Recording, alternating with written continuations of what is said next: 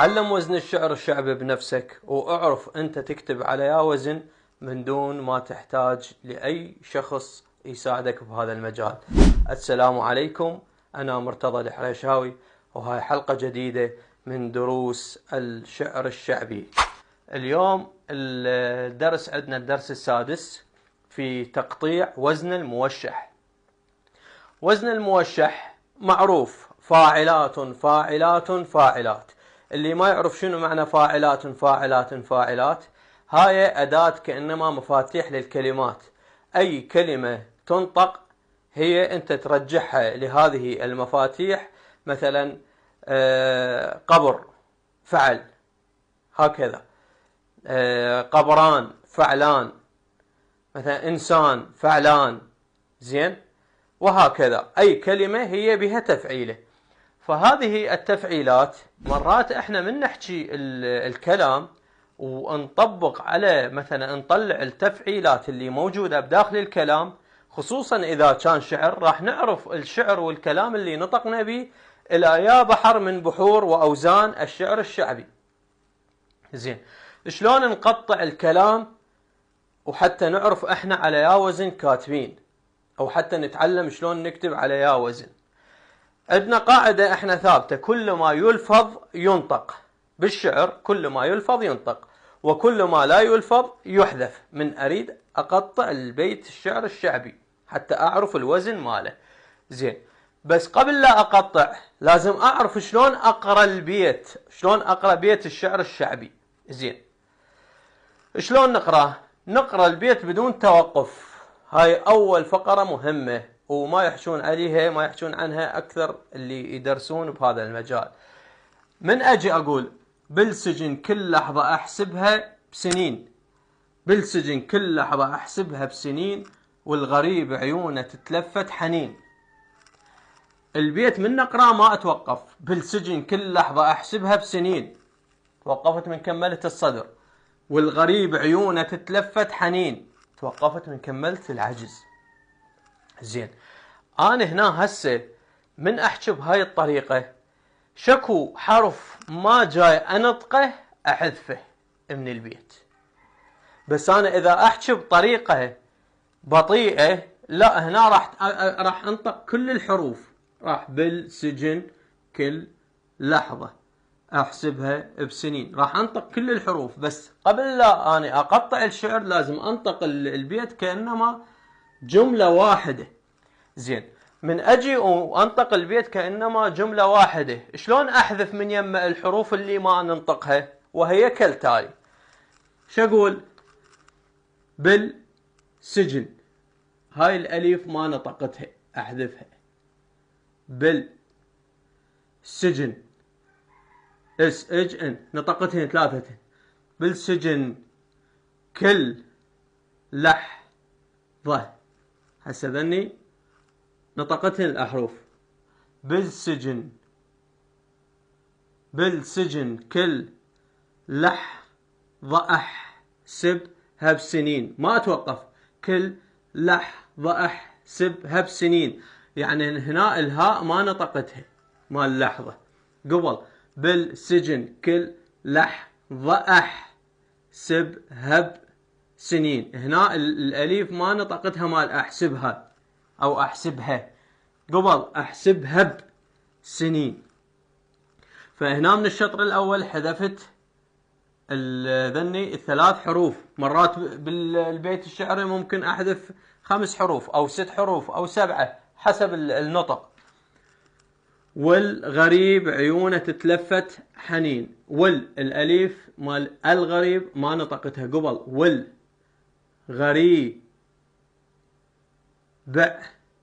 والغريب عيو نتت، هنا الهاء أيضا ما نطقتها. والغريب عيونه تت قبل، ما قلت والغريب عيونه تتلفت حنين، لا، والغريب عيونه تتلفت حنين. والغريب عيونه تتلفت حنين. زين، هنا اكو فقرة مهمة ما حكيت عنها، همينة مهمة بالتقطيع. اكو مرات احرف عليها شدة تصير، مثلا والغريب عيونه تتلفت، الفاء فوقاها شدة. زين. حنين. بالسجن كل لحظة، بالسجن كل لحظة احسبها بسنين، والغريب عيونه تتلفت. حنين. مرات شو اقول؟ مرات ما اقول بالسجن، مرات قبل اقول بالسجن. اذا اقول بالسجن يعني احط شدة كأنما فوق الماذا؟ فوق السين، لان انا اقول بالسجن. اكو شخص ينطقها بالسجن، واكو لا شخص ينطقها بالسجن. اذا اقول بالسجن احط شدة واحذف ماذا؟ اللام. بس انا جاي اقول بالسجن. هسه الشدة انا لمن ذكرتها هنا وشنو المناسبة؟ الشدة دائما اذا انطقها فوق الحرف باعتبار الحرف صار حرفين، يعني الفاء صارت فائين، السين صارت سينين، مثلا فوق الحاء حائين. فالحرف الشدة هاي قاعدة ثابتة وسجلوها بملاحظاتكم، الشدة وهي تجعل من الحرف حرفين. زين. هسه اني ارجع النطق الاصلي. بالسجن كل لحظة احسبها بسنين، والغريب عيونه تتلفت. حنين. هنا اكو احرف ساكنة واكو احرف متحركة. اللي يعرف باللغة العربية واللي يعرف بالساكن والمتحرك راح شو يسوي؟ راح يكتب هاي الحركات فوق الاحرف. واللي ما يعرف بالساكن وما يعرف شنو الساكن وشنو المتحرك راح انطيه طريقة يعرف بيها، يميز بيها الساكن من المتحرك. شلون؟ من تريد تنطق كل وقفة عندك تصير بأي كلمة انت هنا وقفت وين؟ فوق الساكن. يعني مثلا اقول بال سكون هنا، بال سكون وين؟ فوق اللام. سجن وقفت بالسجن، سكون وين؟ فوق النون. بعد بالسجن كل سكون فوق اللام. لح السكون وين؟ فوق الحاء. ضأح، ضأح السكون وين؟ يعني ما اتوقف بالكلمة احط سكون. لاحظة اح سب، مو احسبها، احسب السكون فوق الباء. احسب. هب السكون وين؟ فوق الباء هنا ايضا. احسب هب سنين، سنين السكون هنا وين صار؟ نين فوق الباء وفوق النون. فاللي يعرف شلون يكتب السكون وشلون يكتب الحركات هذا يسهل عليه الدرس اكثر. واللي ما يعرف للسكون كل كلمة تتوقف عليها هي ساكنة. مثلا اقول ول سكون، غري الياء سكون فوقاه، بع العين سكون، يو الواو سكون، نتت التاء سكون، لف الفاء فوقاها سكون. مو قلنا فائين؟ تصير فائين، فاء اولى وفاء ثانية. الفاء الاولى فوقاها تتلف، الفاء الاولى فوقاها سكون. الفاء الثانية متحركة تتلف فت، التاء فوقاها سكون. حنين نفس الشيء، الياء فوقاها سكون والنون فوقاها سكون. هسه شنو هاي السكونات اللي او السكنات اللي جاي نطلعها احنا بالكلمة وش نستفاد من يمها؟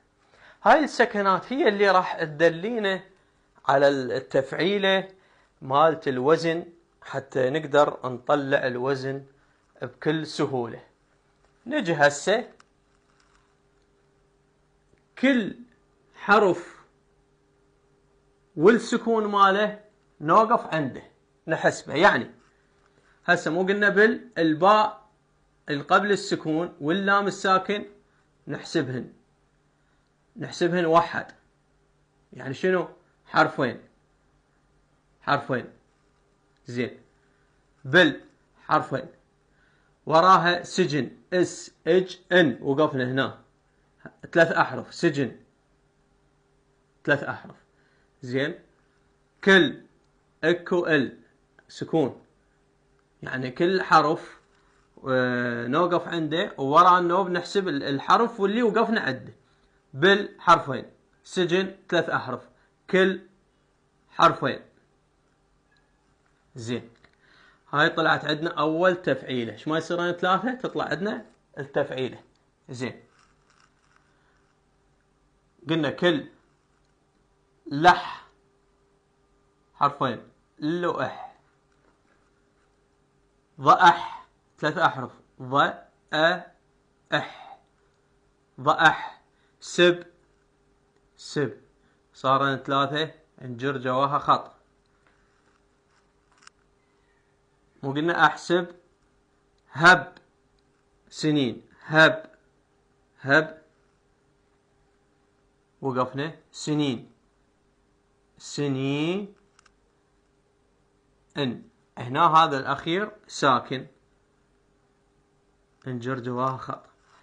من نجي هسه طلعنا هاي الأحرف قطعناها وطلعنا الأحرف وين نوقف عند يا ساكن، هنا طلعت عندنا التفعيلة. شو أقول هسه؟ هاي حرفين يعني شنو؟ فا. هاي 3 أحرف يعني شنو؟ علا. وهاي حرفين يعني شنو؟ تن، فاعلات. وهاي نفس الشي حرفين، فا 3 أحرف، علا. حرفين تن، فاعلات. هسه شنو؟ حرفين، فا 3 أحرف، حرفين ونهايتها ساكن، علات علات. هسه عرفنا فاعلات فاعلات فاعلات. إذن هذا يا وزن، هذا وزن الموشح، هذا وزن الموشح. الموشح هذا طلع عندنا وزن الموشح. نجي نقطع هم نفس الشيء. البيت الثاني الواو واللام حرفين، غري الغين والراء والياء 3 أحرف. بع والغري بع، قلنا احنا ما نوقف ندمجها. والغري بع حرفين، والغريب عيو. عيونه عيو حرفين، والغريب والغريب يو حرفين. نتت وعيو نتت 3 أحرف. تت لف حرفين، فت حرفين، حنين 3 أحرف. وهكذا. يعني هذا التقطيع إذا تقطع بهيك طريقة وبهاي الحرفية وتتدرب على هذا. أدري أنا هذا طبعا شيء مو سهل على المبتدئ كلش، بس بالتدريب وبإعادة الدروس وبمشاهدة الدروس السابقة راح يصير عندك سهل هذا التقطيع.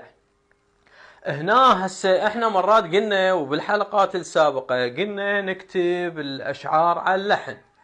مثلا هذا نشغل اللحن ماله البيت ونكتب على اللحن ماله. زين. مثلا بالسجن كل لحظة احسبها بالسجن كل لحظة احسبها بسنين. هيك اقول بالسجن كل لحظة احسبها بسنين، والغريب عيونه تتلفت حنين. فبهاي الطريقة وبهذا اللحن اللي تكلمنا به احنا نقدر نكتب الابيات الشعرية. بس مرات انت من كثر الكتابة، خصوصا اذا تكتب لطمية وتكتب بطريقة اللحن، بالسجن كل لحظة احسبها بحنين، والغريب عيونه تتلفت حنين. من كثر ما تعيد باللحن مرات كأنما تخلي زيادة باللحن وما تدري، تضطر ترجع تقطع البيت. يعني هاي للشعراء هم يعني مرات اكو شاعر بس يكتب على اللحن، مرات يزحف عده اللحن، لو ينسى اثناء كتابة القصيدة، لو ينسى اللحن، لو يطير من باله، لو يصير عنده زيادة باللحن، لو يشك بأنه صار عنده زيادة بالبيت، فينجبر يقطع البيت بهاي الطريقة حتى تطلع عنده الكتابة موزونة بالشكل الصحيح، حتى من يعطي القصيدة للرادود زين او المنشد ينطيها إليه وهو مطمئن، يعني ما راح يصير عنده الرادود فد تلعثم بالكلام او وقفات بالكلام او تعثر. زين، وحتى هو من يريد يقراها، يقرا القصيده مالته قدام لجنه، قدام شعراء، قدام كذا، يقرا القصيده وهو ما عنده بها اي زحافات، لا زياده ولا نقصان. الى هنا وتنتهي هذه الحلقه اعزائنا المشاهدين والمتابعين. إذا وصلت إلى هذه المرحلة فاضغط على المتابعة وتابع بقية الدروس الذي سوف نعرضها من خلال هذه المنصة. تقبلوا تحياتي، مرتضى الحريشاوي، وإلى اللقاء. بعشقك مبتلى قد كنت رحمة للملا، نور الولاية بكربلاء منو حبيبي يا حسين.